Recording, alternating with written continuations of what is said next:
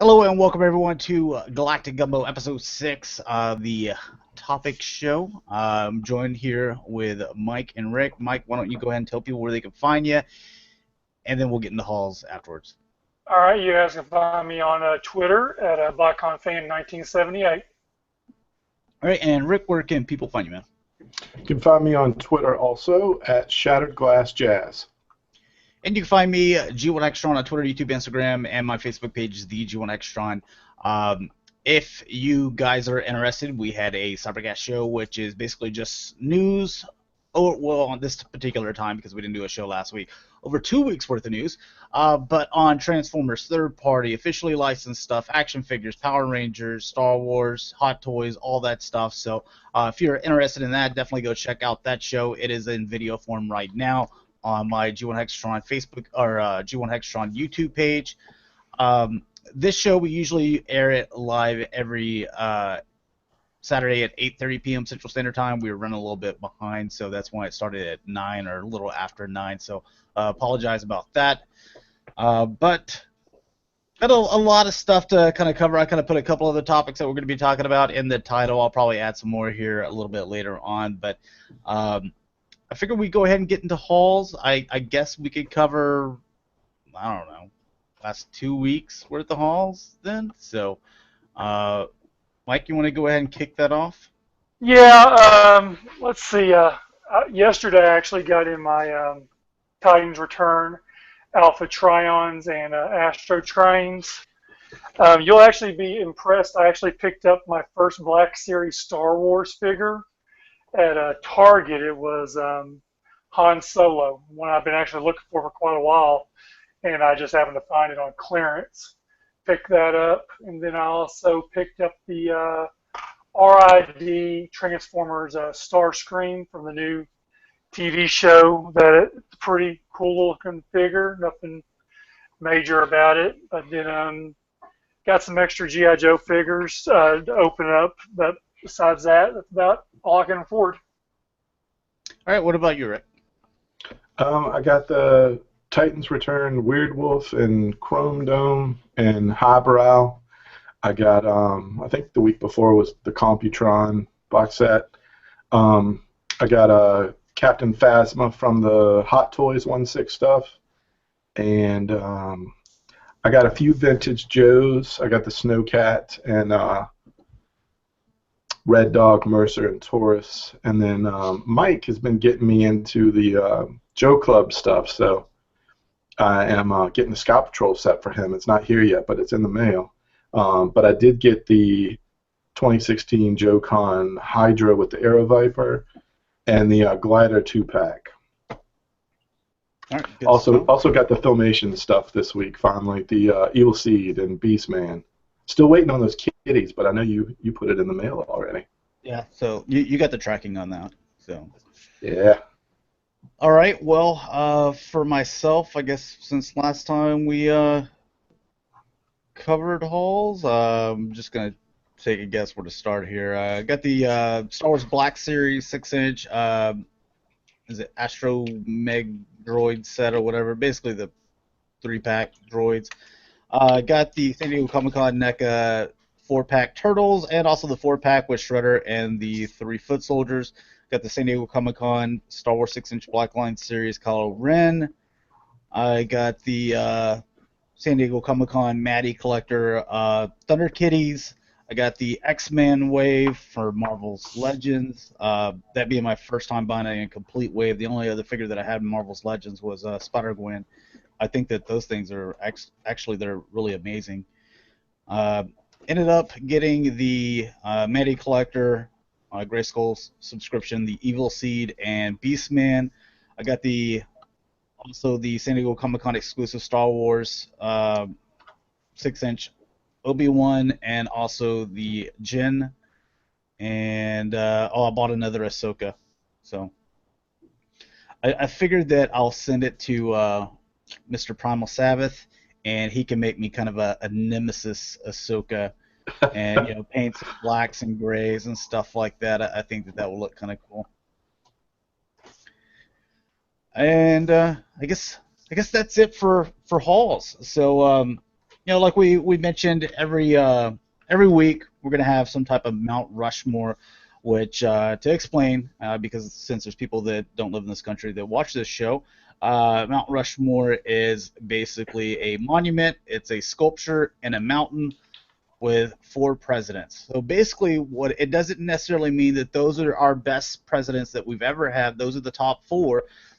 It's those kind of represent what this country is. So, the way we're doing it is we're taking four. It's not a top three, top five, whatever. We're taking basically your four, whether they're the best or not, but they are your particular favorites. So we're going to do that on 90s cartoons, and then there's always some stuff that kind of, is let out on the cutting room floor, doesn't make it in, and we'll kind of discuss some of those. So, what's your list, and why did they make your list? So, Mike, you want to kick that off?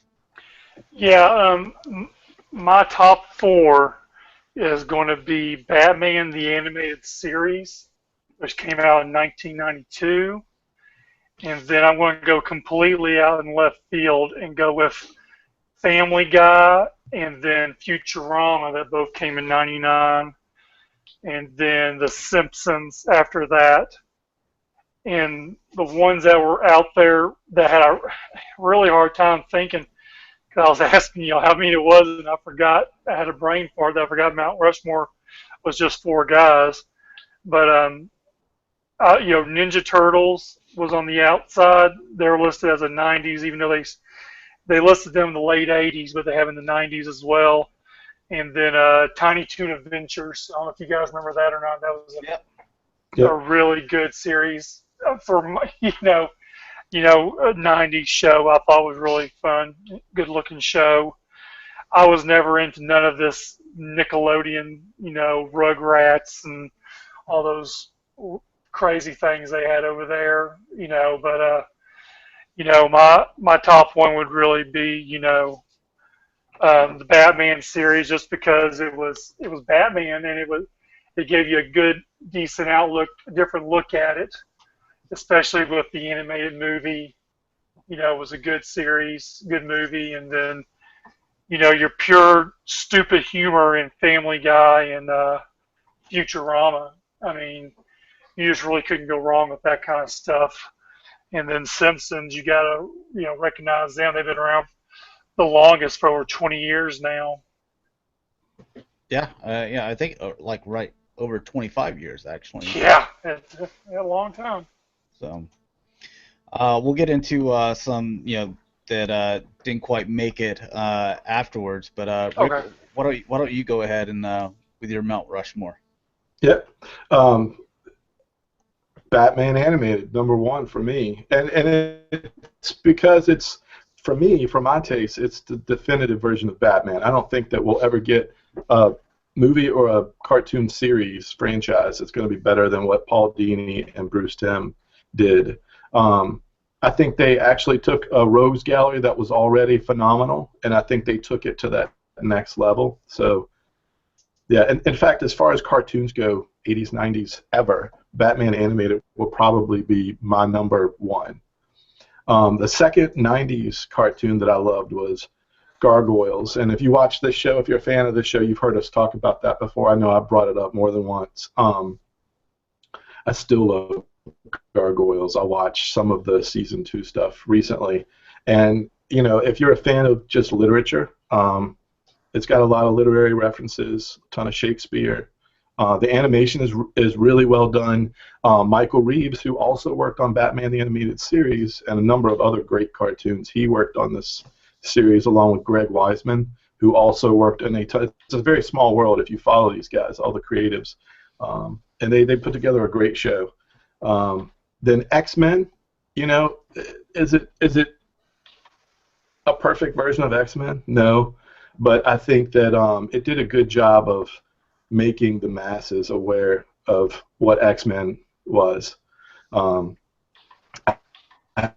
been reading the comics since I was like 9 years old, and I grew up on X-Men. It wasn't until I was in my 30s that I went to DC Comics. So yeah, I thought X-Men did a pretty good job of kind of scraping the surface of the X-Men characters and their mutant world. And then Animaniacs was the last one. And that was just a well done show. Like I grew up with Warner Brothers cartoons and Roadrunner and Bugs Bunny and all those things, and I felt like Animaniacs did a really great job of again, it had a lot of literary references, but also it was very they had a lot of musical numbers and a lot of fun new characters that we hadn't seen before. So I think that one's kind of the bouncy, more fun pop culture show for me. Yeah, top four. Go ahead and read some of the guys here in the chat. Blitzwing 5000 Bill, he says American Dad, Captain Planet, Tom and Jerry, Batman. And then Jonathan McKnight, he says, Batman. Obviously they're talking about the animated series, X-Men, Aeon Flux, and The Simpsons. So, Night of Ren 79 says Batman the animated series, Fox Kids, X-Men, Gargoyles, and Animaniacs. Oh yeah, Bill, Jim Lee Psylocke. Oh yeah, her and Rogue were some of my favorites. All right, so my list, a lot of it's like y'all's as well. I think I got one or two in there that y'all don't have, but it's pretty predictable. If you follow me for any amount of time, then you can be like, okay, I could definitely see him picking those things. So number one, this is no surprise here because I've said it many times. The best animated series of all time happens to be in the 90s. Rick just said this, and it's Batman the Animated Series. You go to character design, the dark feel that it had to it, even while being a children's cartoon, the voice acting, which, if we need to be completely honest, I think Mark Hamill did the best job as Joker. So, Yep. And he didn't even act on screen. He was just the voice actor. So, but the way that they animated it and the way that he delivered his lines made it seem like that Joker was like a real person. It just matched up perfectly. And Kevin, with doing Batman and Bruce Wayne, I think he did those really well. So it just amazing, voice acting, animation. I think the music score was good as well. So just whenever you line them all up, like all the boxes you can check, Batman wins pretty much on every single one of those. The one that I had, they don't have to be in an order, but I kind of put them in there. Second for me was Teenage Mutant Ninja Turtles, which I haven't seen anyone list yet. That was big for me. I love Ninja Turtles. I think that Batman was always there, and I liked Batman before Batman the Animated Series, but while it was Smurfs for me, Transformers, and then my next huge big thing was Ninja Turtles. I always collected Star Wars and G.I. Joe and stuff like that, but the things that I was serious about, it was Ninja Turtles. Third, I did X-Men, Fox Kids X-Men animated series. There was some times where the story kind of went a little out there, and being a little bit younger, it's it was a little difficult for me to follow.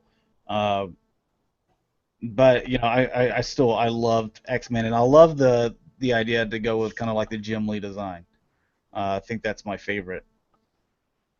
And then four is where I had some problems. So which one did I, can I sit down now and just binge watch? Would probably be Superman the Animated Series, another Bruce Timm.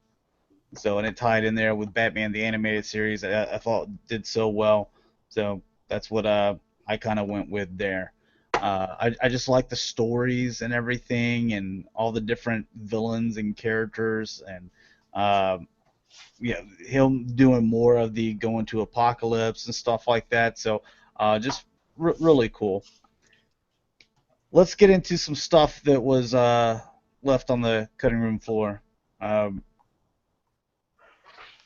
think some of us we've said some things and our list didn't match up, but what you had and I didn't have, or vice versa, that would have made it for you.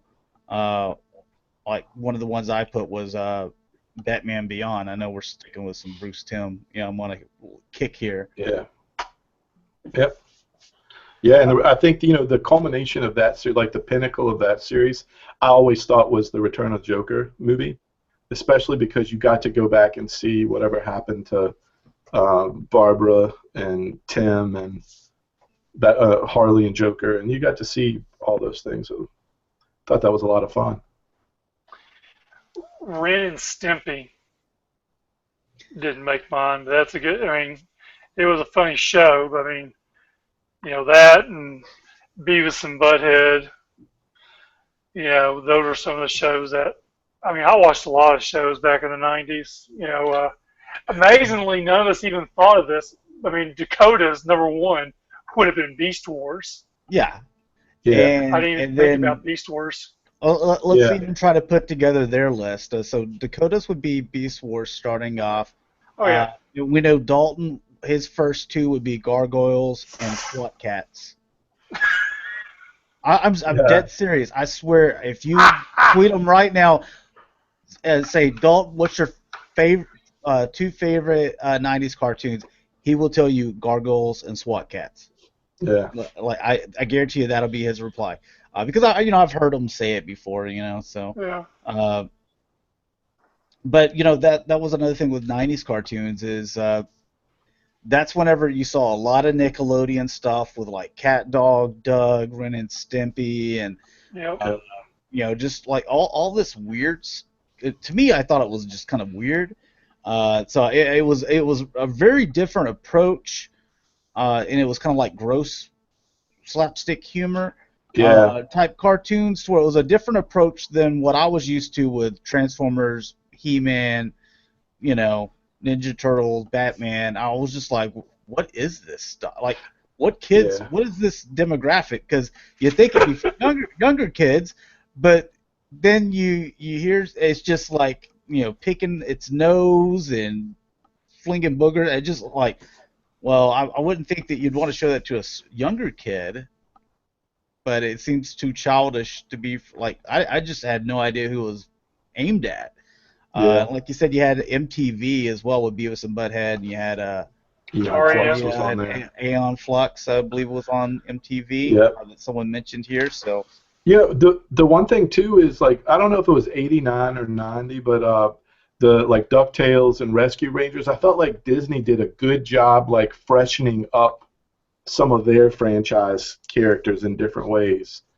I definitely watch every episode of DuckTales and probably Rescue Rangers. I even played like the video game version of Rescue Rangers for the NES, which was excellent. Don't forget Darkwing Duck was in the 90s too. That's what I have on here as well. My other ones that didn't make it was Darkwing Duck and Tailspin, to go along with DuckTales and Rescue Rangers. We talked about Nickelodeon's and MTV's kind of certain genre. I think that they deserve to be, like someone even said, Rocko's Modern Life. Like those have to be in their own genre, I think, as far as cartoons. And if you like one, you probably like the rest of them. Where I think Disney took off too, because they were pumping out some animated movies as well, and they were doing all bringing back all these characters in kind of like a different spin, and I loved them. I like that DuckTales. Was it the Lost Lamp or something or? It was something like that. There was a genie. I liked all that stuff. Gizmo Duck, thought it was cool. I thought that Tailspin was a nice spin on the Jungle Book as well. I thought that was genius. It was well done. Shere Khan as a bad like mobster type business guy. No Mowgli, from what I remember. It was just all the animals. It was an animal world. So. Few more in here. People were, they're saying Tom and Jerry. I think you brought that up. Spider-Man the Animated Series. Gummy Bears. I watched Gummy Bears. What was that? 90s? I thought that was 80s, but I think it's 80s. Yeah. Y'all guys have any more that you wanted to bring up or discuss? No, I think it's really funny. It's really interesting. Us all being Transformers fans, like super Transformers fans. Honestly, because I didn't watch Beast Wars until like '98, I think I finally started watching Beast Wars. I didn't even think about it as a '90s cartoon. Did anybody else like know it and just leave it out on purpose? Yeah, Because I that's wasn't me. even. That'd be me. Yeah, that makes sense. I just didn't even think about it as like a '90s cartoon for whatever reason. You know what? I bet if we were putting the rest of Dakota's list together, it would be Beast Wars, and then you'd start picking out a bunch of that Nickelodeon kind of gross genre. I think that would be right up Dakota's alley. Oh yeah, and yeah, someone mentioned it already. Captain Planet, gonna Oh take God. pollution down to zero. One that I saw was when I was looking at some stuff because I was just like, what are some of the other '90s cartoons that maybe I'm not thinking of? And one that just kept on coming up, and I don't remember watching this cartoon, maybe one or two episodes. Vaguely remember the toys. Work Water kept on coming up. Yeah, I remember it, but I didn't watch it. Yeah, so all right, we'll move on to the next thing. This is something that, like me and my buddy, I know that this is time when people want to kind of escape from the real world type stuff, with stuff going on, wars or crime, the political stuff going on. So it's a nice escape. But to kind of bring it up, this, my buddy Jeremy. Me and him were good friends. Like we watch all the football games and stuff like that together. We hang out all the time, and with the kind of race thing going on, it's pretty strong right now. With him, him being black and me being white, we find different ways to kind of talk about topics, and we feel like if we can put kind of a funny spin on it, then you can talk about issues without and because you're taking it at a lighter side to where sometimes people would be like, well, I just don't even want to talk about that. So I put a Twitter poll question, and it relates to Transformers on my Twitter, and about 70% of people said no, but I said, is Michael Bay racist, with his Transformers? And here's where I'm going with that. We just saw Barricades coming back, correct? And I believe he died. If Twice. yeah, if I'm not mistaken, Barricade died, but you can bring him back. All right. And then Megatron, he's died several times. You're bringing him back. It's pretty obvious that the technology is there to bring these Transformers back. And I, made the joke. I was like, well, Jazz, he's, I think, universally kind of considered as kind of like, the black guy Transformer along with Blaster. I'm like, he dies. I said, they don't bring him back. I said, why not, Michael Bay? So I present the question, is Michael Bay racist? It's just, it's a way, people know I like to joke around and stuff, but maybe look at it a different way is why haven't they brought back Jazz? This is, I would say, Jazz is probably a top 10 well-known and liked character in the Transformer universe, and you kill him off in the first movie. It kind of goes with like what they always said in like 80s and 90s, like whenever they had like a cast and they're like, oh, the black guy dies first, and I'm like, well, I'm like, I feed into it, and I'm like, well, I said, they're not wrong here, so I see it too. So what do you guys have to say about that and the way my mind kind of works? I Well, I like to mean, poke the bear. they didn't bring. They probably think that those are more well-known characters than Jazz was. I mean, Barricade? well, no, I meant more of like Megatron, which I like to see how Okay. they're going to play into that. You know, oh, Barricade was never killed on screen in the first movie, but in the comics he was killed in the pre or the movie comic version. And then, of course, in Dark of the Moon, they plain as day killed them in that one. And, they're bringing them back, and I like to say how they're going to bring Megatron back. But, yeah, you're right. I mean, they killed off Ironhide. Are they going to bring Ironhide back? They killed off Starscream. Are they going to bring Starscream back? I think they're just picking and choosing who they really want, characters in it. But I mean, he might he might be racist. I don't know if it's a Because black-white thing or here's here, transgender or not. here's the other thing is because Transformers are the stars of the show, uh, and with Transformers, I mean, there's really technically, I guess, really, there's not really a sex, but we always look at RCs, a female, and stuff like that.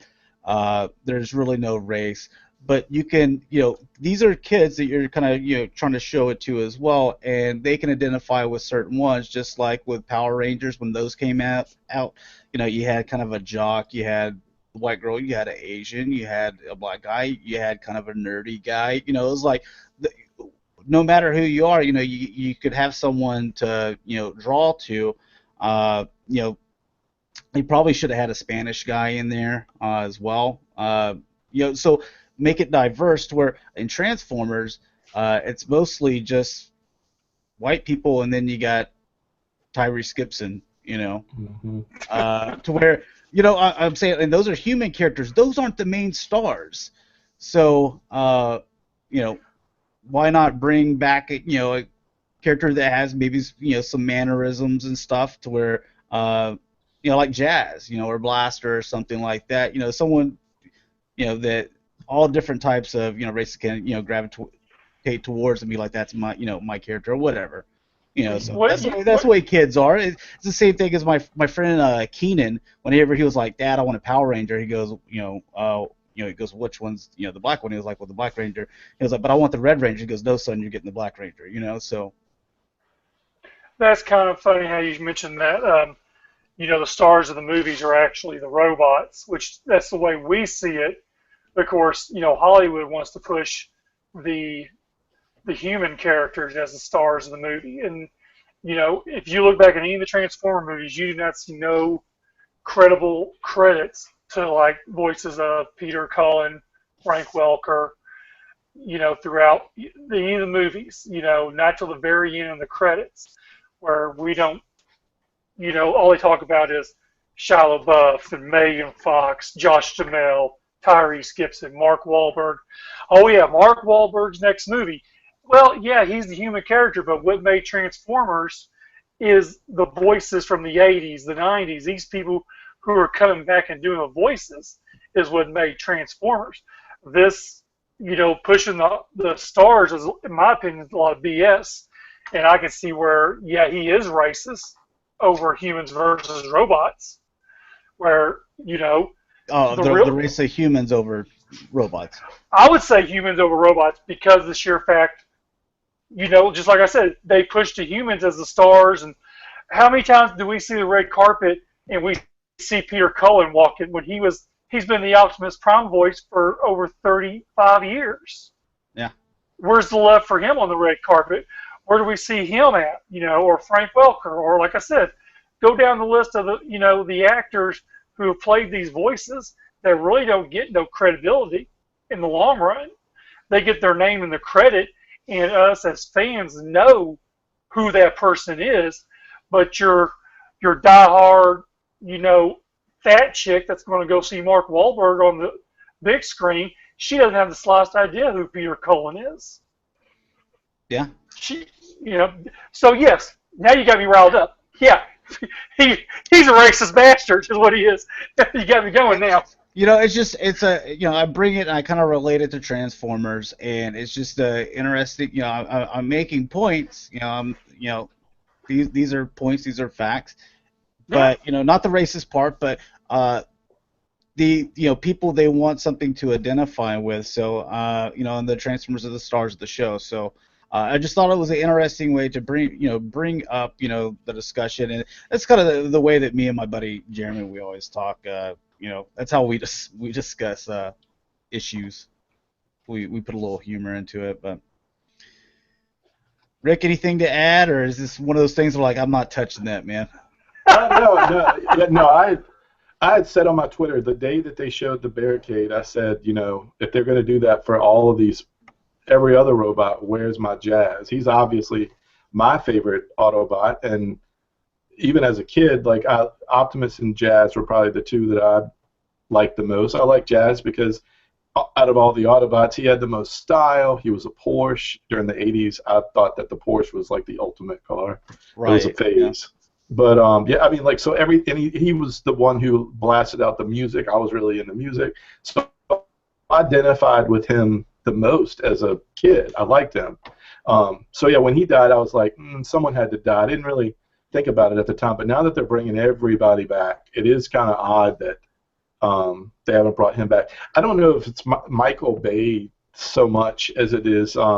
Michael Bay, I think, sees these characters as and I'm going to say comic book, but I'm going to say comic booky because I love comics. It's what I grew up on. Let's face it, like pop culture right now is leaning on comics. If we've been reading this shit for years, the masses are finally catching up. So I'm going to say comic booky, and I think Michael Bay sees this as comic booky characters. He doesn't really take them seriously, and I think that's why he puts the humans first, because he still thinks that this is just a cartoon to folks. But to some folks, I mean, and to the modern media, like James Roberts, you talk about his material. You talk about those books. Now we've got, like, he's made Transformers characters into an ensemble cast, and characters that you really care about, and you get those moments.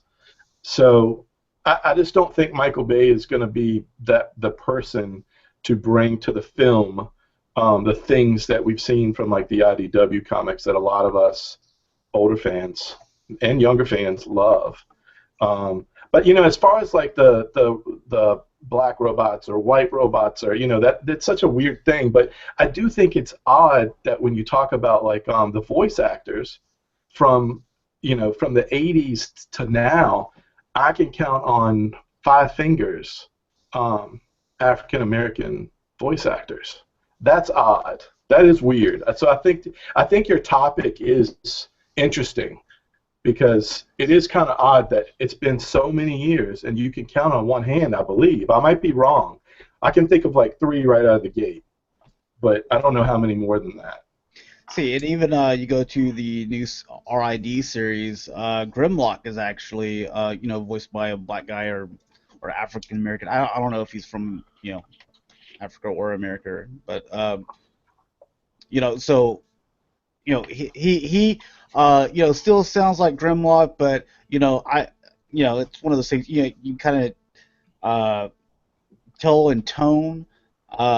So the thing is your voice acting, so anyone could do it. It's but the way that you voice the character, like we mentioned before with Mark Hamill voicing the Joker, where it just matched up perfect the way that the animators did Joker, where you could do that too. So like all the voice actors for the Transformers, they're all white.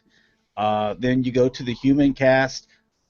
Besides one guy, which like it seems like he's got to fight to get back in these movies every single time. So he's coming back again. Like it was one of those things where we don't know if we're bringing him back. And then he finally got in there. Every single one of them are white guys or girls or whatever. And I'm just like, you would think that like you do have, but it's part of the. Is it China? Because they released the movie out there, you have to have so much percentage of it, like in China or something like that. So like they have the one actress that fights in the elevator scene or whatever, right? With Steve Tucci or whatever. So they have her, and they had like those people getting sucked up, in China. Like there was like some Chinese R&B singer, or not R&B, but pop singer, whatever, some musician. So kind of recognizable. So that kind of drew in the China crowd, because China, I mean, it's over 1 billion people. You want that crowd. So that's why I'm like, why all these Michael Bay Transformer movies? Why haven't I seen more diversity. Is the point. Yeah. And I was like, that's the main topic there. But the way that I kind of was like, we'll get into this is you killed jazz, and jazz has been kind of like recognized for the past 30 years as kind of like the Black Transformer. Yeah. I mean, look at Beast Wars too. I'm probably going to murder this guy's name, but I only met him once. Is it Blue Manchu that played Tigertron? You only had what, one in Beast Wars? Is that odd? It's kind of odd. Transformers Prime, we had a Black Arachnia. I can't think of the actress's names. Anybody? I don't. Ernie Hudson was in that one as well. Yeah. That one had two. It is kind of strange. I have to agree. Maybe wonder if there's just not as many, African American, black voice actors. Yeah, the voice actors. I mean, let's be honest. Growing up in the '80s, that's all we remember. Really, is a lot of, older white ones now. I don't recall. What's funny is when it does happen, they're like my favorite. Tigertron and Beast Wars, my favorite. I thought Black Arachnia was always well done. Not the toy, but the voice actor. Yeah, they're right. Yeah. And then we had Derek's the Transformers animated stuff that a lot of us loved. They had was it Bumper Robinson that played Bumblebee? I'm awful with names, but I want to say it's like Bumper. Yep. I don't know who played Jazz in animated. I can't remember since he was. Animated. I'm sorry. Yeah, the animated. You know who we're actually forgetting about? None of us has mentioned is Buster Jones that did Blaster. Yeah, that's a good point. Remember, we met him, and sadly he passed away last year. I think it was. Yeah, he was the year after he did BotCon. Yeah, he was. Man, he was such a cool dude, man. He would sit out in the lobby, and you would just go by and say, "Mr. Jones, would you mind autographing this for me?" Like, give it to me. Coolest dude I've ever met at BotCon. Matter of fact, the year I met him, we met Gary Chalk, and Gary Chalk was an awesome dude to meet. He was really, just a cool guy, and that's where, I met David Kaye the first time as well. I've met a lot of great voice actors over the years. Yeah. And it's funny because Blaster and Jazz were like two. I've never heard anything but good things and people talking about those characters. They're like standout characters. So if you're looking at all to the history of Transformers and the characters that people dig, I can't imagine that you would leave Jazz out or try Blaster. I don't know. But yeah, it's odd. I want my damn Jazz back, Michael Bay. Yeah. So everybody needs to tweet it, Michael Bay. Hashtag bring back Jazz. Don't be a hater. No, that's all you got to say. Bring back Jazz. We'll move on to the next thing. This not really anything. It's not like what we were talking about, but here's this topic. Do you think your choice of favorite character or characters when you were a kid was influenced by, let's say, you guys are white males, so am I, was influenced by you being a male and you being a white? So, because you kind of look at it as like that's kind of what we were talking about is how kids identify and they're like, okay, that kind of is what I could look like. That's what who I like now. Do you think it would be changed today? It's kind of a different world. Like we even mentioned before, like with the CW stuff, they're making male characters females and, switching races, and they're making some that were straight. They're making them bi now and vice versa and all different types of stuff. So do you think it could be changed today?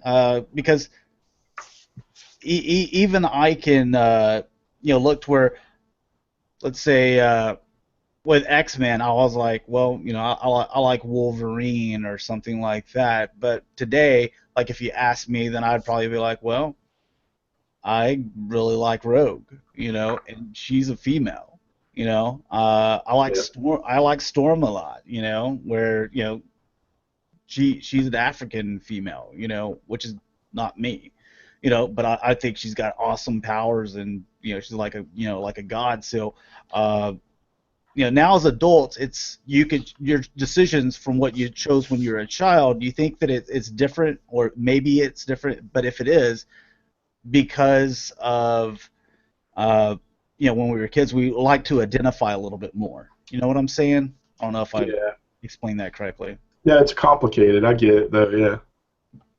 I know as a kid, I'll transition from the last conversation. As a kid, Transformers, I like jazz the most. And, I don't know why that, again, I think it might have been a little bit of, I just identified with the character that liked music, and he was a Porsche, and he just seemed cool. I liked him.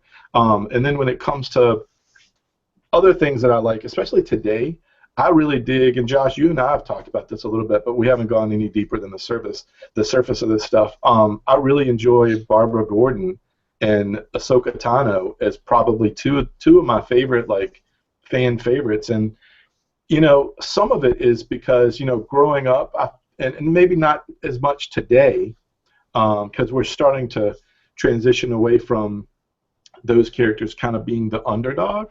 But to a certain extent, they kind of have been the underdog.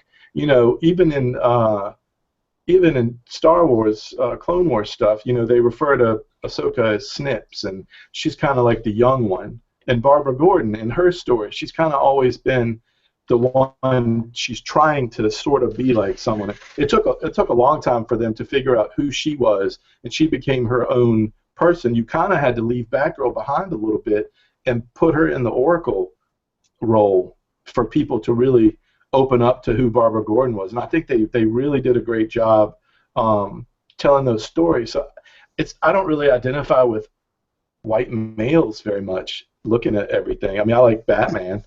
Batman's probably my favorite, like, white male character. And he's a billionaire, and he's got cool stuff. So He's got cool gadgets, right?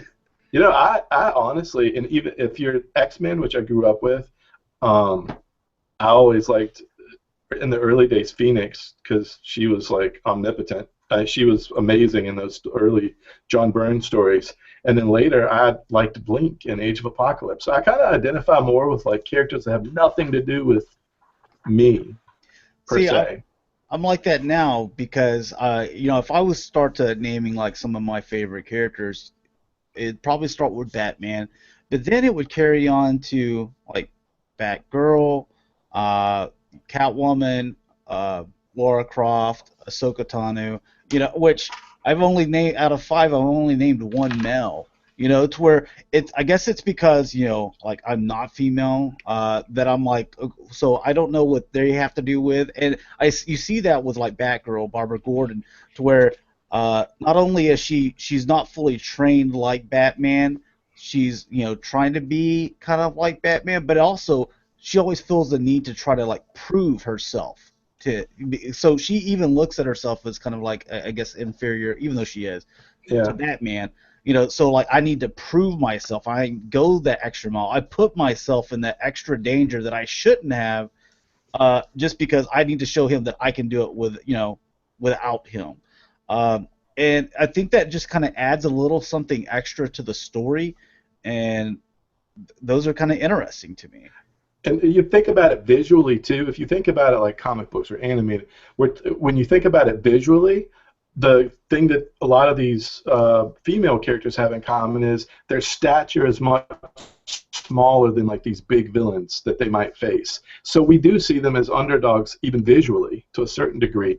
And that's interesting, too, when you have, like, the smaller character standing up to the big brawling character. And the thing about that, like Batgirl, for instance, that makes her interesting is she's got some skills, but also mentally, she is so far above the rest of them. I would say she's probably smarter than Batman.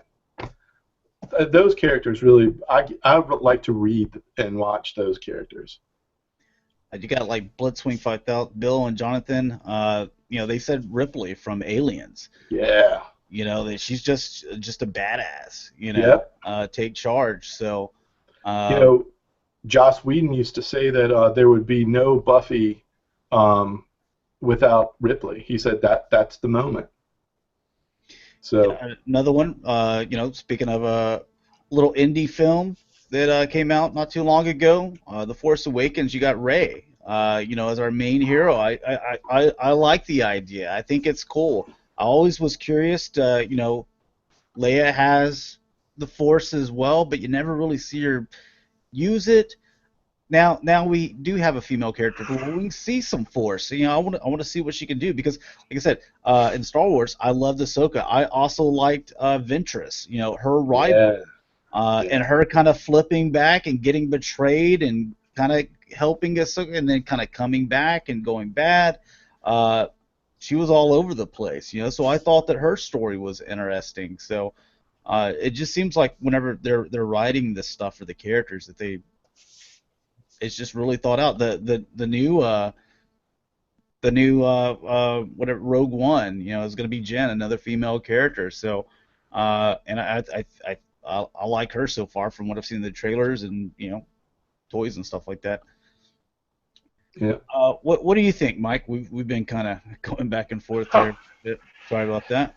No. I mean, as far as like far strong female characters. I mean, I can't really nail one down 'cause I guess I didn't really relate with female characters more as I did the males. As you think about, I mean, I didn't get really, I guess, too much into that as much as y'all did. Who did you identify with, though? Who did you like? Or who do you like now? Now, I mean, I'm an old fart. I still watch Family Guy and Futurama. I'll sit there and watch Peter Griffin all day long and giggity. Yeah. I mean, sad. I still watch. I mean, it's sad. I got Netflix, and me and my wife will watch shows back, from the late '90s, early 2000s. Still, we'll watch just certain stuff over and over. And even the shows that relate with females, not even in the '90s. It's in the last 10 years, and that's The Closer and Major Crimes, stuff like that. They have a strong lead woman, who's in charge of a bunch of men. That's that's here in the last 10 years. Back in the '90s, early 2000s, I can't. I watched so much stuff. Of course, a lot of it was Transformers, just like the rest of us.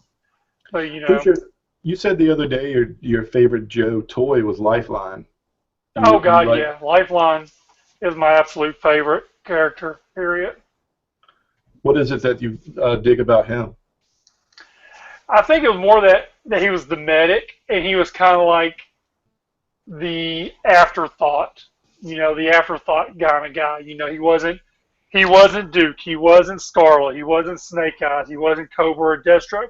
Now, don't get me wrong, I love Destro, so my Joe would be Lifeline, my Cobra is Destro. I like Destro simply because of the chrome head, and he's just a badass. Period. Yeah. We got that bald thing going on. Yeah. But I got the favorite, but Lifeline was more. He's that afterthought guy, it's the one you didn't think of, the underdog kind of story kind of guy. That's the reason why I like Lifeline. I just, don't get me wrong, I like the Joes, but nowhere near as much as I like Lifeline as my main Joe character. And, like I said, Destro is like, he's a top guy. Even though a lot of people like Cobra more than anybody else, mine would be Destro. Because he's got that history of the Irish and all that, all that. The history behind him is what makes me love that character, basically. Yeah, no, that's a really good point. They fleshed out Destro's origin a lot more than they fleshed out in multiple media forms, more than they fleshed out a lot of the other characters. Right, and they have, and that's what I relate to on that, for him. And like I said on Lifeline, it's strictly because he's the like G.I. Joe the cartoon movie. Did we see Lifeline in that? No. Nowhere. I honestly cannot remember, watching all the Joe cartoon shows as a child. I honestly can't remember whether Lifeline was in a whole lot of those or not. Right. Like I said, it's the afterthought kind of guy. That's why, I like him. Like I said, I picked up all the version 1 and 2s of him. Version 1, I got 1, 2, and 3 this year at JoeCon. I made sure I got all of them.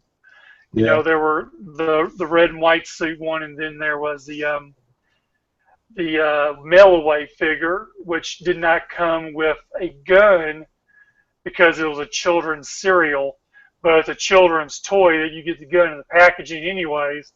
But the cereal company didn't want to send a gun with it, I guess. And then the version 2 was the Lifeline Tiger Force, which is, you know, Tiger Force. Me and you have talked about Tiger Force. Yeah. You know, the current, you know, the last JoeCon item, and Tiger Force is a very, you know, forgot about, you know, division of GI Joe. I think sometimes, and the club nailed it when they did JoeCon 2015. You know, a lot of good guys, a lot of good figures. You know, and I mean, I really enjoy it. You know, and you know, getting the newest figure here lately from the club for Tiger Force. So, so I guess Python Patrol with that as well, or on what the Tiger what 2015? Am I thinking correctly? Like there was Python Patrol and wasn't it Tiger Force? No, Python Patrol was Mission Brazil. They did that back in 2011. And matter of fact, they did Walt Disney. Okay, all right. And that was totally different. But in the cartoon, like in toy lines, like back in the '80s, like those are the two things that, like, what they did, right? Right. Okay. Okay. You know, another point with, you know, I'm gonna use Lara Croft in the video game, not the latest one because I haven't played it yet. It hasn't come out for PS4, but you see her progress from not really knowing a whole lot, kind of like, I don't want to kill anyone and stuff like that. Don't make me hurt you. To where then towards the end, she's just a badass. So like I said, she's one of those characters I like. Now going to, I think that I just have an attraction to those type of characters because I've mentioned before my favorite character is Jinrai, where if you watch Super Guy Master Force, you see him to where like he doesn't really, you know, he doesn't realize his powers. He doesn't really want to get into the fight, and then I forget someone close to him is, you know, killed or whatever, and it's because of the Decepticons, and joins. It's kind of a slowly like he's like a new recruit rising up the ranks type thing, and then becomes like this just total badass. I think it's just an attraction with that because even you look at Ahsoka, she's the new trainer. So I think that I just have an addiction with the, you know, starting off from the bottom and making, you know, rising to the top type characters. The other thing inside of that too, because I like a lot of the same characters as we've talked about before. There's something about that reluctant hero that's not, it's not yes or no. It's not black or white. There's a gray area. You look at someone like Ahsoka, and she's the perfect one if you're looking at like the example. She's no Jedi, but she's got a lightsaber. She can use the Force. She's not a Sith. So that gray area makes for real, especially when you have a fiction or a world that continues for a very long time. When you crank out a character that falls somewhere in the middle and makes you go, I never really thought about that. It's interesting. So, you know, think about Batgirl. She was taken out of the fight, and she came back to the fight on her own way. She found her own way to come back into the fight. You know, as Oracle and doing her thing in that way, a lot of them didn't want to fight or were taken out of the fight. So I think there are some common denominators in what makes a good story. The Lara Croft thing I think is much more interesting now that we've gone back and started to see pieces of how she became that adventurer. I know I used to play the games and I liked the character, but now I can say like those are some of my favorite. The new stuff, is it the two new ones? Yeah, they're probably my favorite. So I think I got one more month until it comes out on PS4. I can't wait. Dude, I'm taking a week vacation off, man. I'm just. I don't blame you. You'll finish it in 4 days probably. Dude, because I've been waiting like almost a year to play it. Yep. And I was so amped for months beforehand until they were like, and Xbox exclusive. So, Yeah. sticking on characters, so that we don't have to bring up any type of sex or race or anything, Ninja Turtles. How did you identify with them, or were you just like, I like the color blue, so I'll go with that guy? How did you kind of do? Because me, my favorite was Donatello. He has the crappiest weapon because he has a stick with some bandages wrapped around it. So he's got a stupid bow staff. Everyone else has cool weapons, even with sais and katanas. Michelangelo, he's got nunchucks. At least those are kind of cool weapons. Uh, I like the color purple too, but I loved his inventions. And I remember as a kid, like I would take apart stuff. Like I would go to my grandmother's house and I would find their screwdrivers, and like they'd go in their room or something or go to the bathroom, they'd come back out and I'd have their entire telephone disassembled, you know.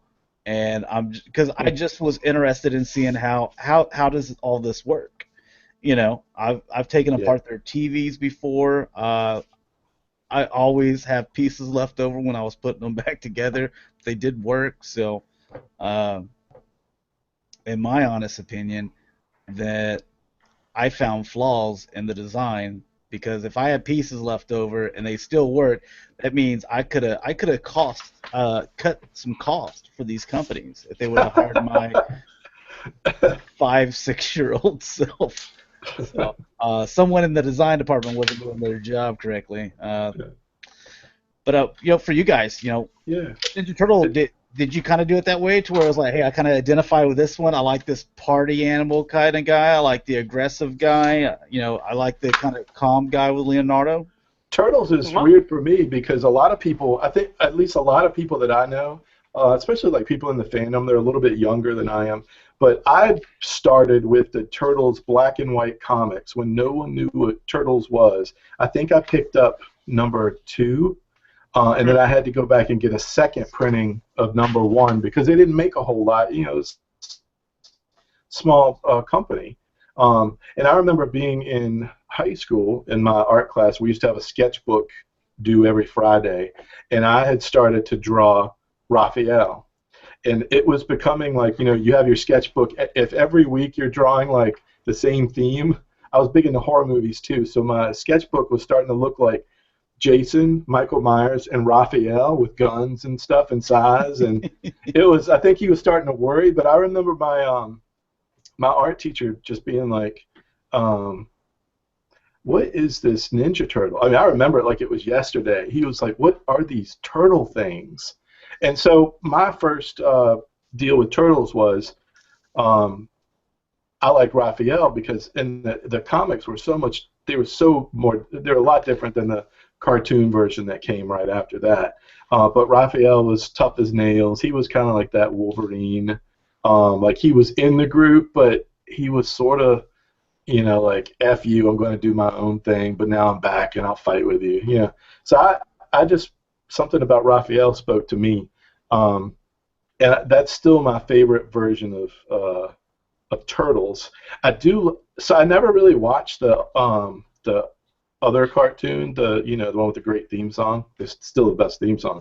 The Nicktoons stuff speaks to me now because I like the designs and I love what they do, like when they go into ninja mode and the eyes go white and they put their hands behind them and start running like actual ninjas. Dude, I like the eyes. I think it's cool, but the hands, like, yeah, they like soft step like ninja. I like when it's something about that series, and I feel like they do a good job with the villains and stuff. And I haven't watched the new ones. I know I'm a few episodes behind on Turtles, but the space stuff didn't really get to me. But the other seasons, I thought they were really well done, and I definitely like Turtles now more than I did like the last few versions. I saw the movies. I definitely like Turtles now more than I did because of the Nicktoons stuff. But I fondly remember the comics. The art was good. The story was good. It was so different. As black and white comic is. So anyway. Yeah.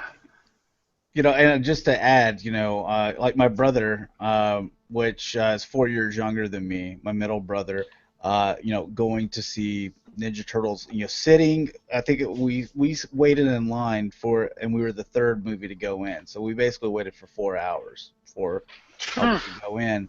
That's how packed it was, and it was just kids, all turtled out and stuff.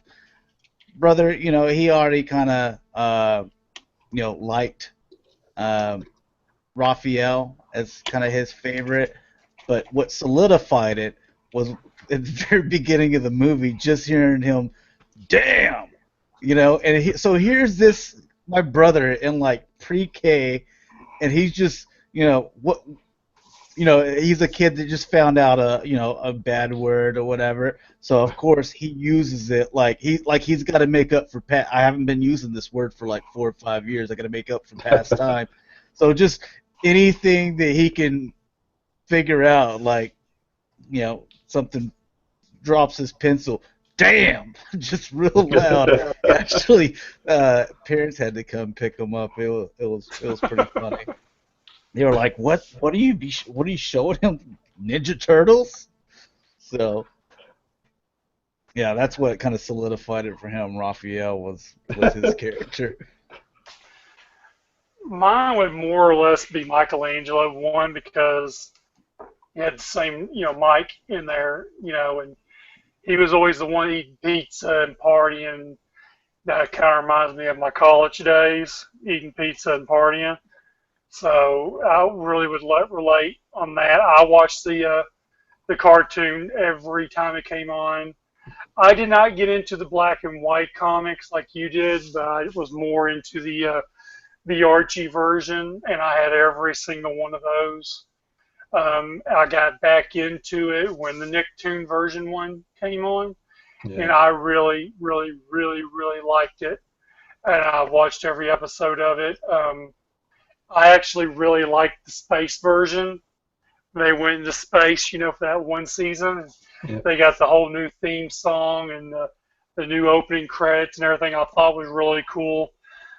So I mean, and I always liked Michelangelo. I've always, even in the background, I got 2 Ninja Turtles back here. One of those 4-foot Ninja Turtle toys from Toys R Us.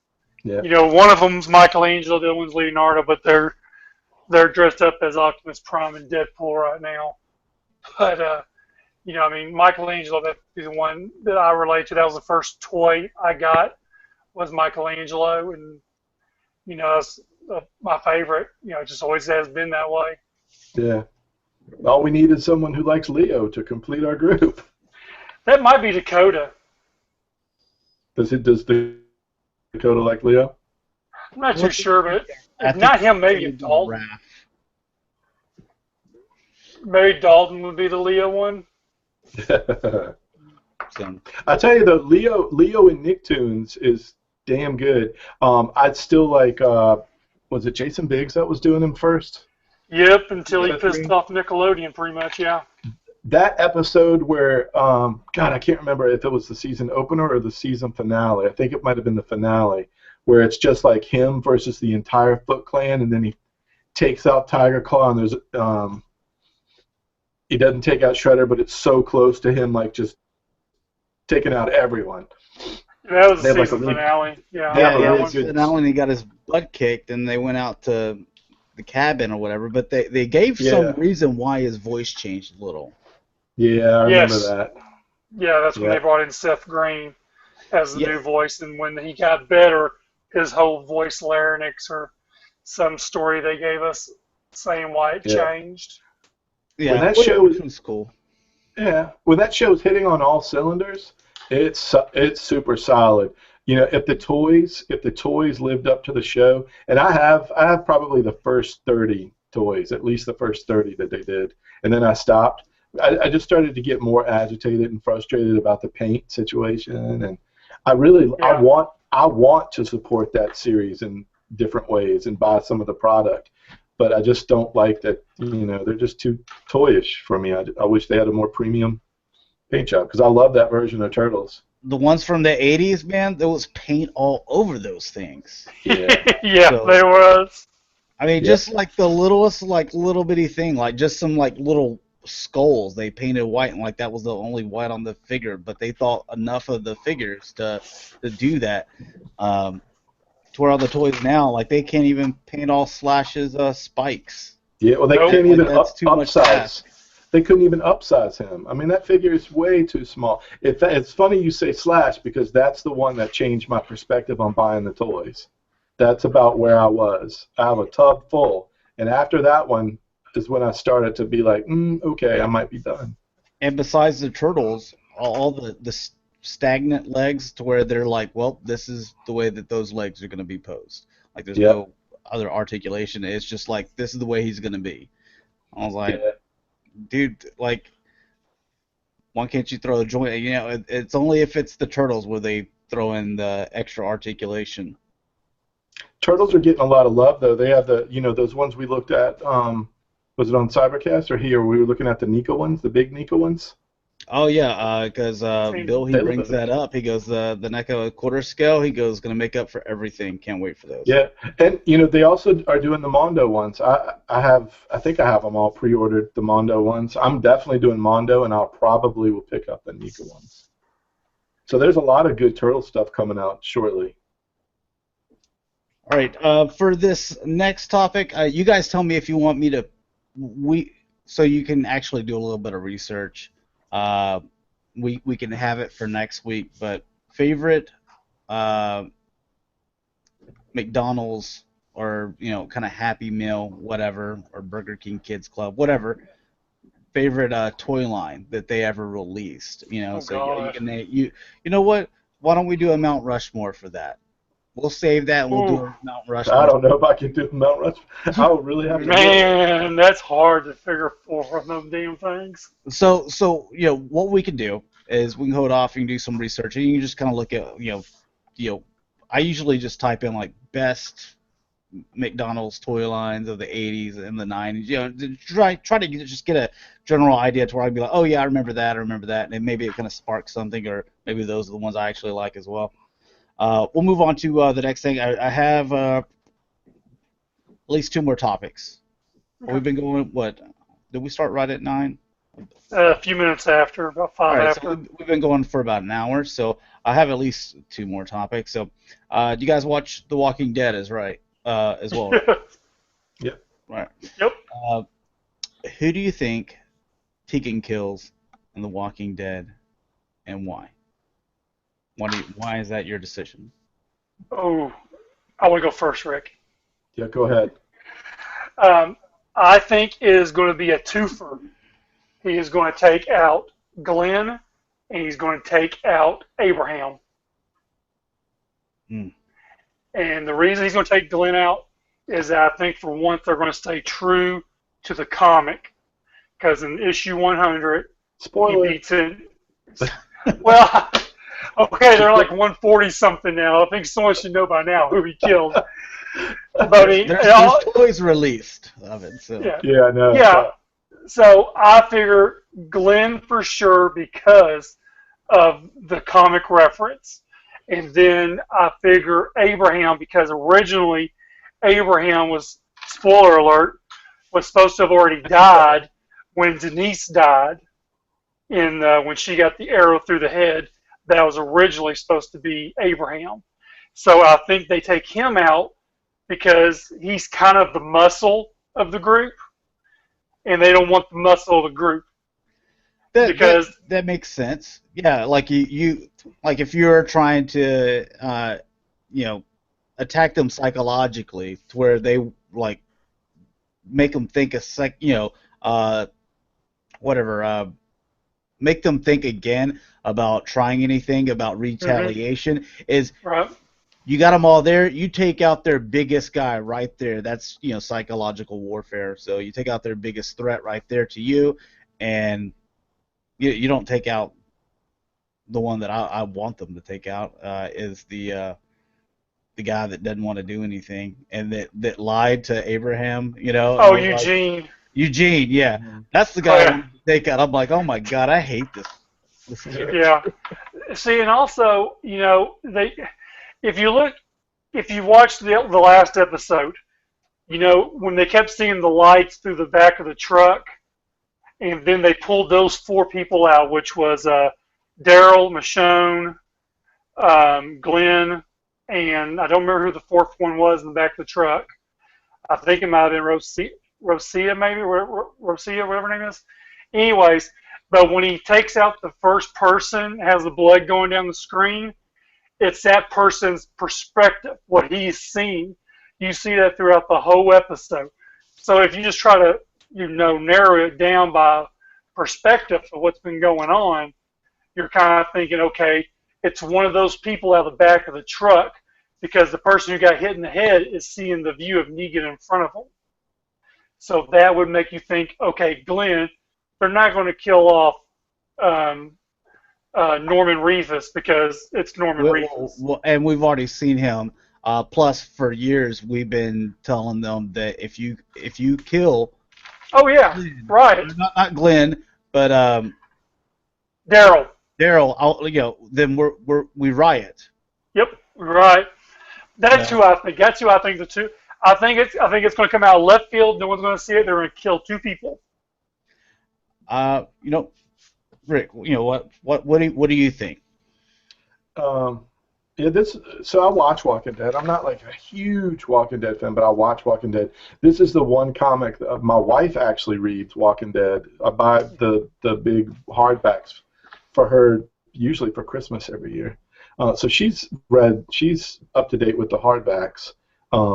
So yeah, I want to say she alluded to Glenn, and then I saw the toy and heard all the hoopla. So, but if it were me, because I know they've been building a lot of characters, and they keep making, like, every 2 seasons there's like a new fan favorite, and I'm big on, like, Whedon used to do this with Buffy, like no one is safe kind of thing, and you use a season to build a character up, make the fans like them, and then just off them all of a sudden. So if it were me, if it was 2, or if Glenn lives, I wouldn't mind seeing Carol used just to show you that, yeah, we built this character up like big time, but we just From the beginning. We just took her out.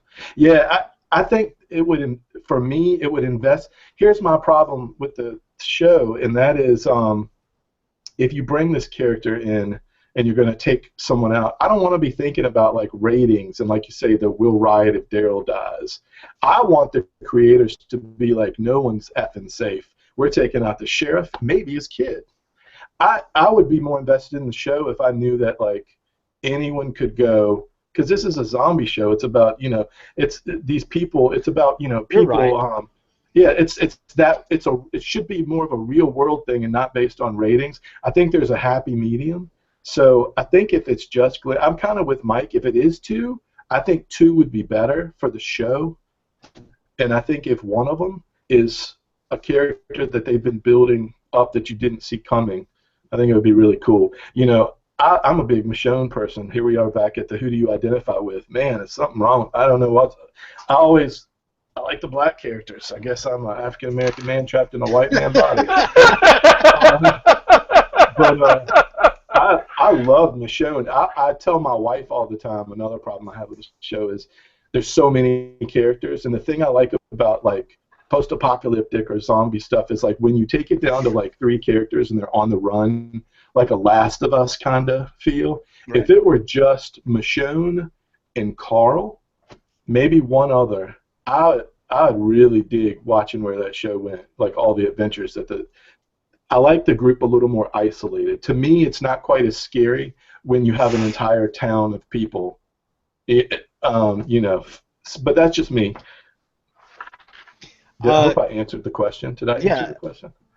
Yeah. Who did you say? I think you broke up. You broke up on my end when you said the character. Glenn and then maybe Carol. Yeah, I wish they would take her out just to show you no one's safe. I love what they've done with her character. Don't get me wrong. I do. I just. Okay. I think she wasn't there. As far as the psychological warfare part of it, and talking about taking out, oh God, what's his name again? The big guy. Abraham. Abraham. Abraham. And so, and like I said, they would take, like me personally, if I was Negan, I would take out him. And then, Bill says, why not just kill Rick then? That would hurt more. I don't think you kill the leader of that, because if you kill the leader, then they're kind of like chaos, and it's going to be harder to contain them, because you're going to have them all doing. You're going to have some people that are going to retaliate, and you're going to have some that whatever. But if you kill their kind of big muscle guy, but you leave the leader living, like now he realized how serious it is, and he's the only one that can still contain them. And you either know it's going to be all or nothing. It's either going to be retaliation, or they're gonna do what we tell them to do. Like he can kind of bring in the reins on everyone else. So I don't think that's why you killed Rick. Glenn. You have two characters here, because like I said, I think Glenn, just because I saw the toy and I was like, well, shit, that's the whole thing for me. I don't read the books either. I'm just, I was one day for Cybercast pulling up. All right, let's go here. Walking Dead toy. Oh, what the hell, So I think Glenn, and I was sad whenever I saw him, with the whole trash can thing, and people were making those memes with, Oscar the Grouch, had the trash can open, like get in here and stuff like that.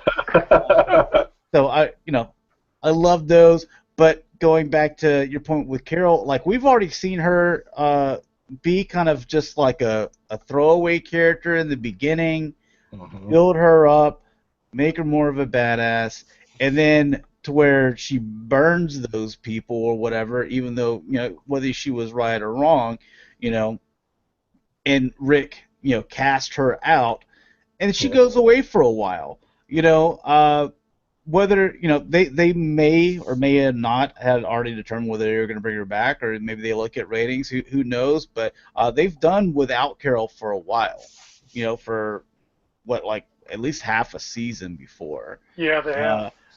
So to where she wasn't even in one of the episodes, so they already know that, they can look at ratings and be like, look, we're going to be fine.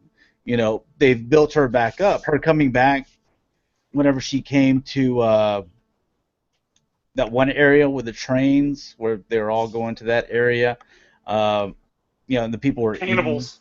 eating the cannibals and stuff like that, and she just wrecked them all. She blew up the big container. That was her, coming out moment there, to where I was like, heck yeah, man. Even in this last season, where she's, captured, and now she's kind of like, I don't want to fight anymore type stuff. Maybe they do take her out then. Because her character just seems like she's either badass, or she's like, I don't want to fight anymore.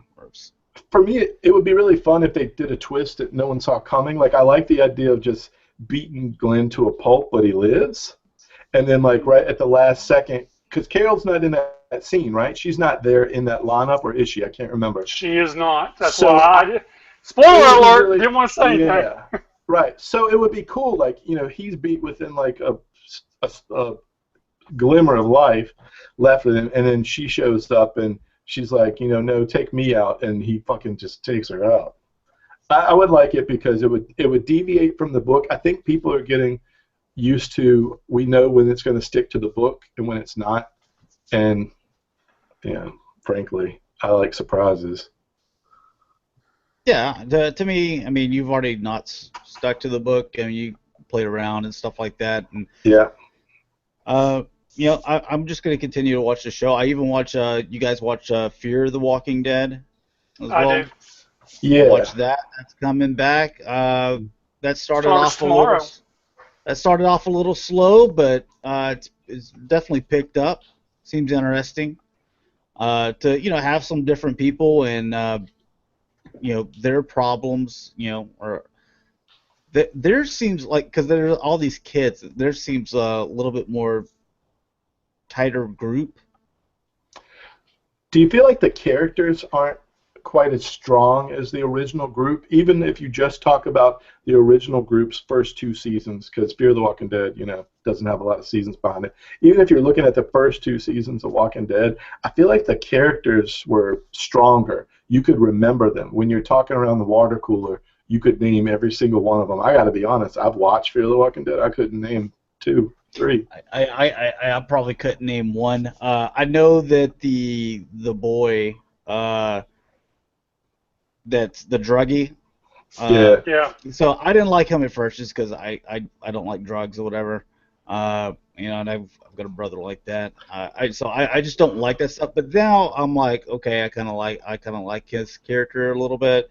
Yeah. I definitely don't like the other boy, of the Yeah. husband, Stepson. his son. The I'm problem just like, child. dude, I would just like, I'd have to cut bait, man. Like, hey, you're my son, just kind of like with my brother, I was like, dude, I've just cut bait, Yeah. Uh, I you're agree too with much. You're too much. And this is is too much. survival, not of just me, but all these people as well. Like, you put us all in danger, and the fact that he's gone psycho and tried to kill your wife and stuff. Yeah. So yeah, you know what? Sorry, bro. You got to Sorry, go. bro. Yeah, I do like the poor man's Johnny Depp. He's grown on me, the druggie guy.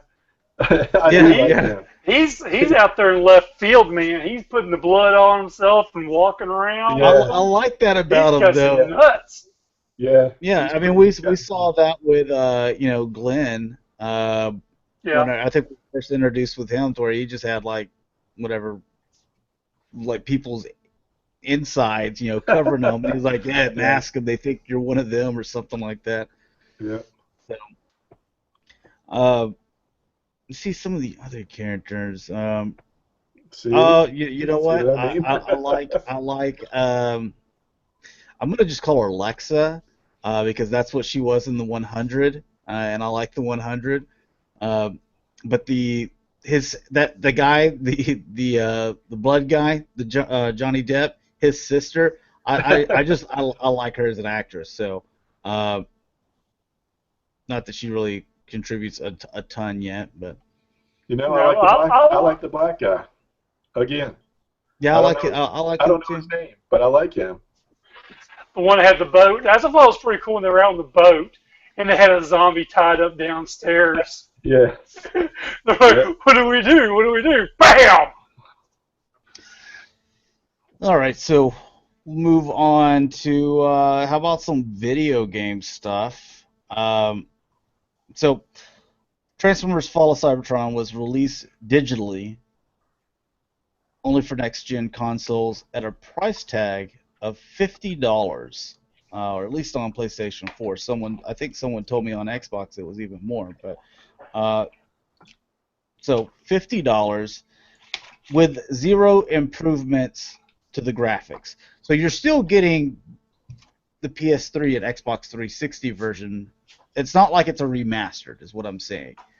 So it's like you're still the game that you can go buy for like $10 if you have a PS3 or 360, or probably even cheaper than that. They're charging $50 for it, for the exact same game. You get a couple of DLCs, for it, but that's not $50 worth to me. Another one for digital, Marvel Alliance 1 and 2, $40 for each or $60 for both. Are they asking too much for these old digital these old titles that are just digital? It's not even a hard copy to where if you got bored with the game, you could at least go trade it into GameStop and get $7 or whatever. It's $40, $60, and $50. I mean, whenever you talk about, like, let's say the BioShock collection, you're gonna get BioShock 1, 2, Infinite for $60, and all the downloadable content with that as well. The Lara Croft game for PlayStation 4, you're gonna get that, whatever it's called, Ultimate version. I believe it's like $60 or $70 as well.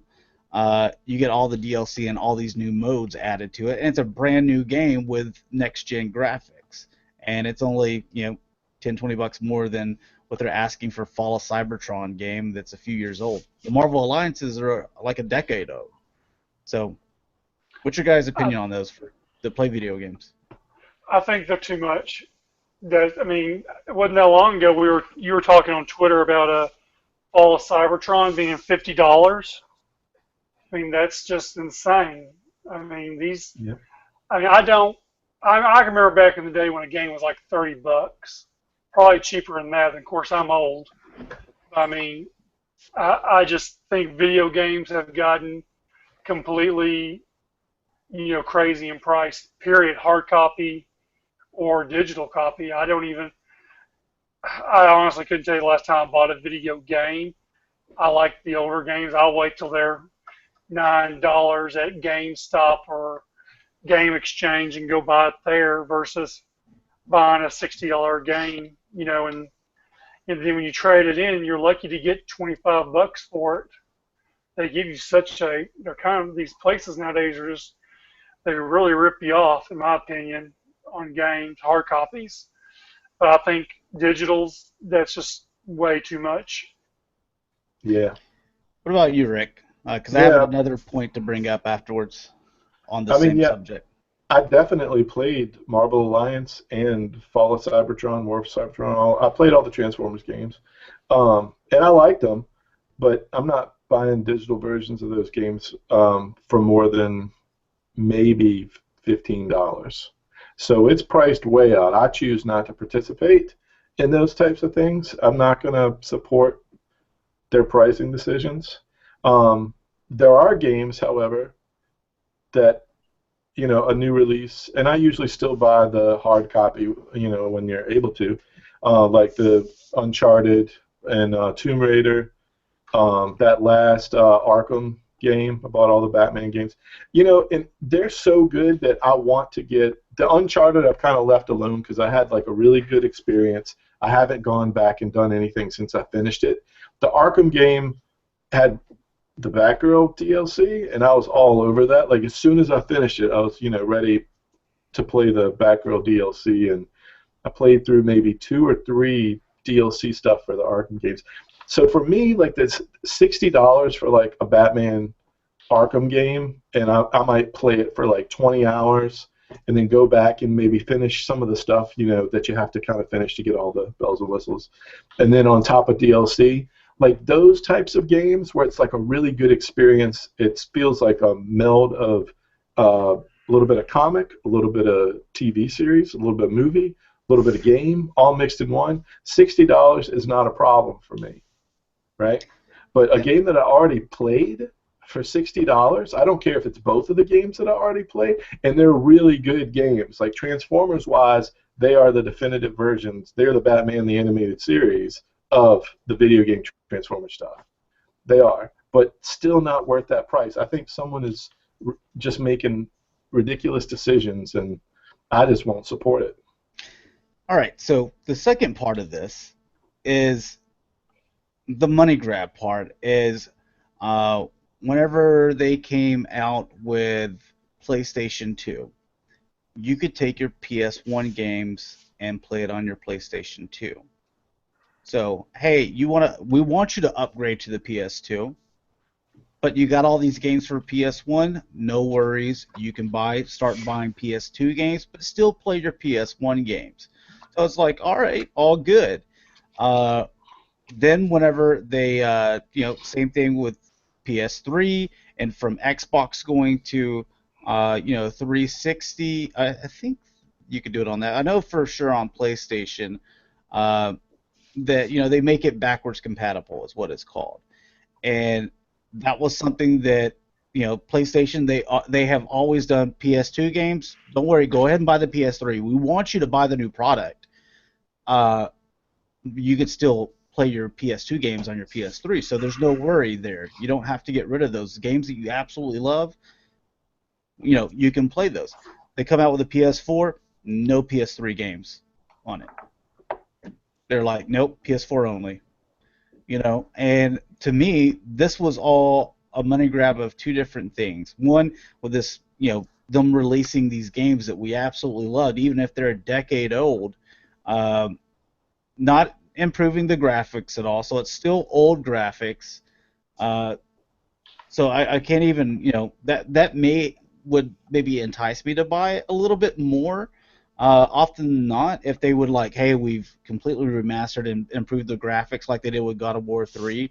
Even when they did that, that game was only $30, and it was hard copy. And this Fall of Cybertron's $50. So that, not making them backwards compatible, so that we have to buy these old games that they don't even remaster and charge us, through the roof. And then also they have their PlayStation, and Xbox probably has it too, to where you can rent a membership, kind of like a GameFly type thing through them, where you pay once a month, and then you can play all these games that they have, which are all like PS2, PS3 games. They're all digital. I forget what it's called. Is it PlayStation View or? Yeah, I don't know. I don't go much deeper. Okay. Yeah, I know it's a turnoff. I mean, to me, a lot of the older audience, especially like people that I've worked with that are around my age or maybe like 1 or 2 years older than me. Some of them used to play all the franchise games, like your Halo, your Uncharted, your Tomb Raiders, your Batman. I have a lot of folks that I've met that I've talked to that they're not really deep into games, but they would buy those. Call of Duty, those types of folks. Some of them, I've watched a few of those people just completely fall off the end because they're not making it easy for people that grew up on these games, like my age, or like I said, a few friends who are a little bit older. They're not making it easy for them. They're losing them, so they're putting all their stock in the younger folks, I guess. Because the harder you make it, like the backwards compatibility, when that happened, that was a big deal. At least to me, it was a big deal. Even the DLC, to a certain extent, I've kind of always been on not the glass half full, but the glass half empty with the DLC. I like it sometimes when it's well done, when it feels like it's fair. I don't like it other times where I just feel like it's more of a gimmick. But yeah, the backwards compatibility is one of the reasons I don't play. First of all, I never waited a year to pick up a new console until Xbox One and PS4. Always got them first day, in line, excited as hell.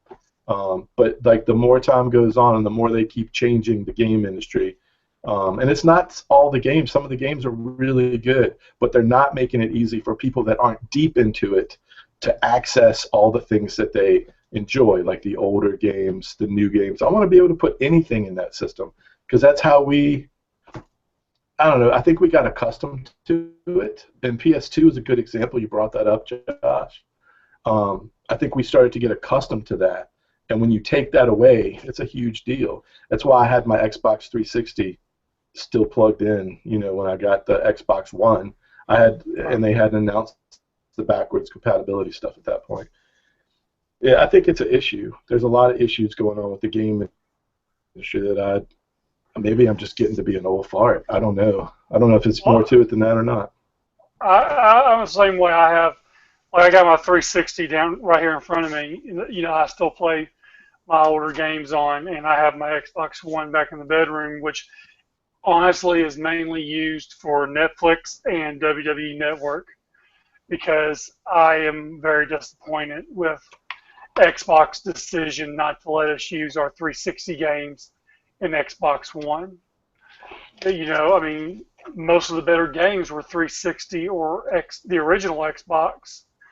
And the same problem happens in your PlayStation 4. You can't play your 3 games. And it, like Josh says, it's a money grab.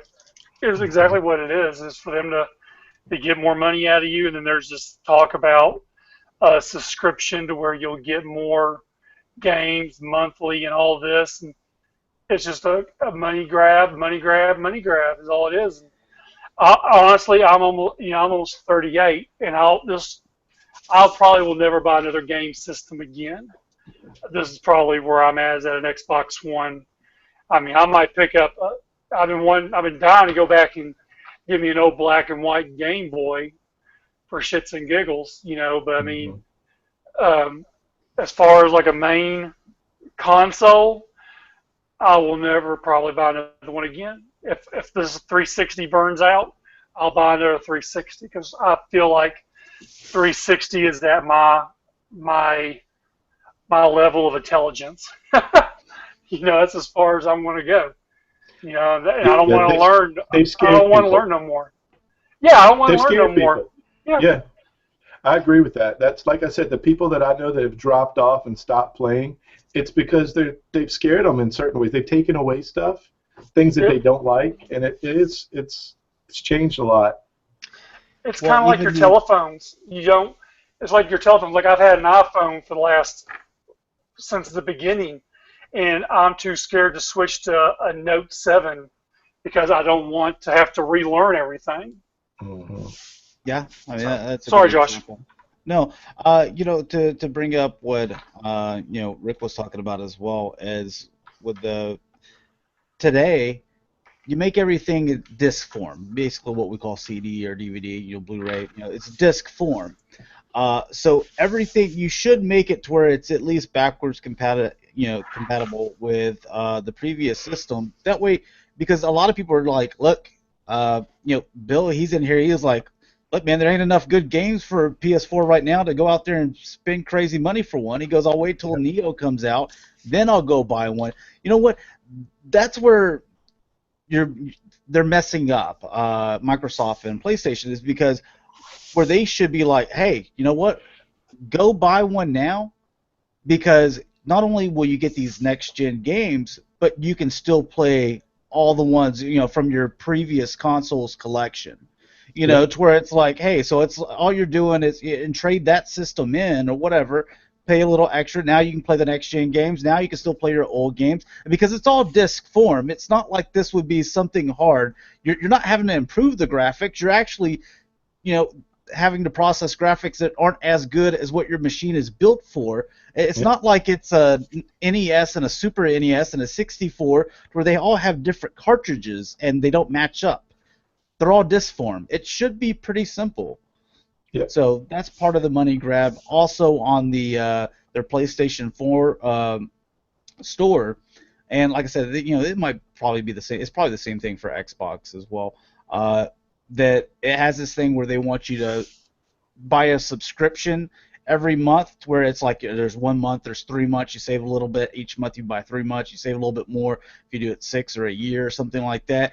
And I'm like, I don't want to do any of that. To be honest, the only game that I want is a game that I played on PS3, which was called Enslaved, which has kind of got that Uncharted, Tomb Raider, The Last of Us type of play style, and post-apocalypse type world. I'm like, I just want to play that game. They're like, well, you can rent it, and Rent it. like rent it for a day for like Hey, $2 or that's the something new like that. that's the new thing. I hear it all the time at work in marketing and things like that. And the millennials, they want a rent experience. That's why less of them are driving and more of them are taking public transportation and things too in the big cities. They're moving to those places like your Denvers and stuff. They like this rent experience, and Netflix is there a lot of different experience where you don't have like I still have a shelf of Blu-rays or I have a shelf of like cartoon box sets.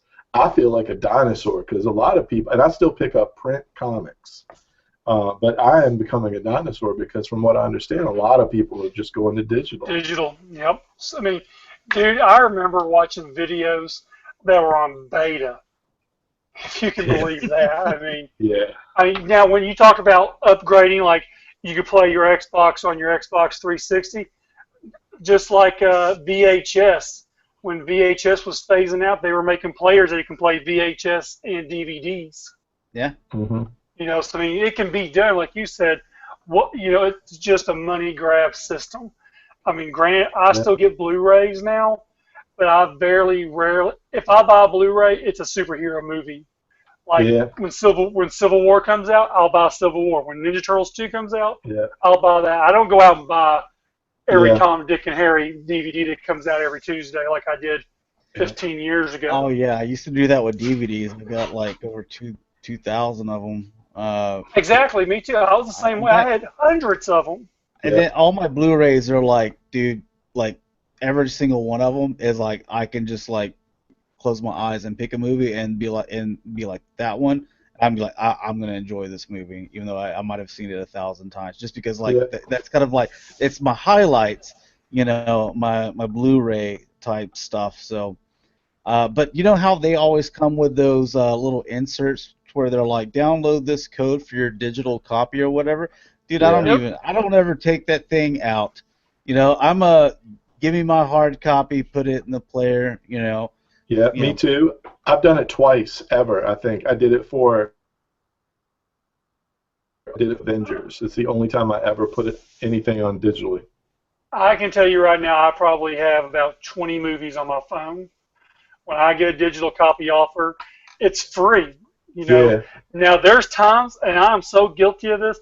I will pre-order a movie, download the movie, and pay that $20, and then like an idiot, I'll go out and buy the disc with a digital copy for another $20. The only reason I do that is so I have the movie, 3 weeks early, so I can go ahead and watch it. yeah. Like Captain America, Civil War, I'm dying to watch that again. And That's it why they comes do out. it. I know Yeah, it comes out September the 6th. It'll be on digital, and it'll be by the time I get up to go to work, it'll be downloaded to the telephone. dude. And I, I bought the same. Have y'all done this? Because I have so many movies, but I forget what I have a lot of times. I have bought, I think it was Transformers, the third one, Dark of the Moon. I bought that Blu-ray 4 times. oh my 'Cause God. damn. I was like, oh, you know what? Because I never watched it at my house, so I was just like, I bought it when it originally came out, and then I just forgot about it because I didn't watch it, and I was like, you know what? I saw it again. I saw it was on, sale or something. I was like, you know what? I guess I need to pick that up now, and I bought it, and took it. I was like, shit, man, I already got this damn thing. It was just not in the right spot. I like to keep them together, so I gave it to a friend. A few months later, I bought it again. Like I bought that movie 4 times. I've got 2 copies right now, I think. I What couldn't find what another friend that wanted a Transformer what movie. I'm hearing what I'm hearing is you are supporting Michael Bay, who may or may not be a racist. He took the words right out of my mouth. Took the words right out of my mouth. I was fixing to say it. I'm pretty bad. I'll Well, buy the movie, and I'll buy like each time the movie comes out, I'll buy that movie. And then when one comes out, like a steelbook edition or something, my wife will buy it, and then I'll have all those movies plus the steelbook edition. And it's like, you know what, DVDs, Blu-rays, it's all a damn money grab too. and now it's Like, 4K. Everything's going to 4K now. Oh what's God, yeah, I haven't even man. heard that. What the hell And is Oh that? yeah. Oh 4K no. and curved televisions and Yeah. all this stuff. I All the Blu-rays. The Blu-rays, Blu-rays are taking a backseat pretty soon to the 4K. Everything's starting to come out in the 4K now. as Oh far shit. as far as your home theater system, I think still the best investment is speakers, and stuff like that. Because TVs, like those things are like it was 720, or it was those 35-inch flat screens that were like took four Yeah. people to move, that were just like 500 pounds. Yeah, I had one of those. I I definitely had one of those. They dated were a girl that huge. had that was like, yeah, we got our new apartment. We're gonna live on the second floor. Oh shit, I said you better find, you better double check, make sure they got a first floor available. That might be a deal breaker. That's a deal breaker right there. Yeah, I was like, you know what? I think I don't think we're gonna work out. So We're I'm gonna out. go find my own See, place. But they did that in the 720s, 1080 I's, 1080p's, and now yeah, 4K. But with speakers, and so picture quality, improved. But with speakers, if something sounds good, it's going to sound good. You know, Right. like so I went, and I got talked. I just went in there to just buy like kind of I guess just a few $100 home theater system, And then I was looking at these ones that have the receiver and the speakers in kind of like a box together.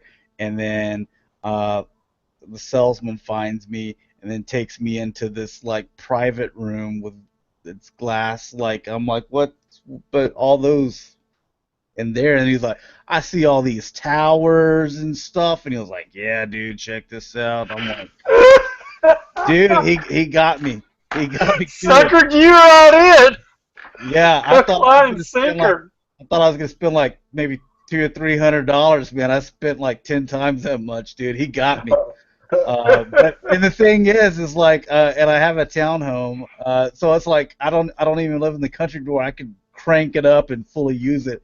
And it's like, yeah, man. And it's even the receiver that I bought. I think a bulb went out on it. I need to get it repaired or whatever. But I haven't been even able to use it because of the receiver. But it was like, yeah, but it's set up to where you can even throw another subwoofer on there. I'm like, shit, I got this one's like a tenth of the power it can actually go. Wow. Yeah, that's back when I was in my 20s, I guess. I used to like loud music and loud home. I remember, I think you might be talking about Circuit City. I know Circuit City used to have those rooms. They had a couch in there for you to sit in, and all these TVs, and they crank it all up. And like, oh my goodness, that's so awesome. Yeah, dude, he knew he had me. He knew he had me. He was like, man, you thirsty? You want like a Dr. Pepper or something? Like, buying me sodas? Dude, he's got Let me get you some popcorn with that Coke. Yeah, man, it was like the only way I could describe it is like if I was like went onto a car dealership, yeah, I'm looking for like a beater, a $2,000 car for like, Yeah. my like, nephew or something, like say if he was 16 years old and I walk out of there with like an S-Class Mercedes or something, It was like when I bought my daughter's car for her 16th birthday. First, they start talking to me. I said, look, I need the cheapest thing on the lot. I said, it's going to a 16-year-old. I said, I ain't paying no more than the X amount, and they found me one half of that. She'll probably wreck it on her way out of here. So. Well, I'll be honest, I had to put some money into that car, a battery, a new fan. Well, she actually got a job, so she bought her own brakes when we had to replace the brakes last week. So she's learning to pay her own damn bills at an early age. Yeah, I had to do that. I started working when I was, I think, 11, and I had to buy my own car. I had a fender bender to where I had to replace the hood. Like my parents, they're like, dude, you're paying for all that stuff. Like I was buying my full clothes and all that stuff. So there was a couple of months where I was driving around without a hood on, man. So. My parents, they were like, look, you want something, you gotta work for it. That's awesome. Check out that engine. Look at that engine. That's pretty. People thought I had something to show off. I was like, no, nope, I still got a hood. No, it's just a 1990 Cavalier. No hood. I'm broke this week. Maybe I'll get the hood next week. Yeah, man. They were like, I was like, yeah, but I need a hood, And they're like, look, man, that's embarrassing. Then you can ride a school bus. I'm like, no, I'll just ride my hoodless car. Let me tell you what, I was a proud owner. My first car was a 1978 Ford Pinto 4-speed hatchback. At least it had a hood on it. I had that car maybe a month, and I wrapped that son of a bitch around a tree. Awesome. Yeah. Kids today don't remember the Pinto probably. Man, they're like, what the hell is a Pinto? That a bean? No, it's a damn horse. Yeah. There's a bunch of shitty cars back then. Pintos, Gremlins. Oh man, don't diss the Gremlin now. Gremlin was a good old car. Gremlin was a good old car. Well, I think we've taken this conversation and far kind of nerdy sci-fi stuff as we can take it. But we've also gone, I think, about an hour and a half anyway. So we're 10 minutes shy of 2 hours. Oh yeah, let's we'll go ahead and end it then. So anyway, Cybercast, kind of the news, I guess you could say, the news show.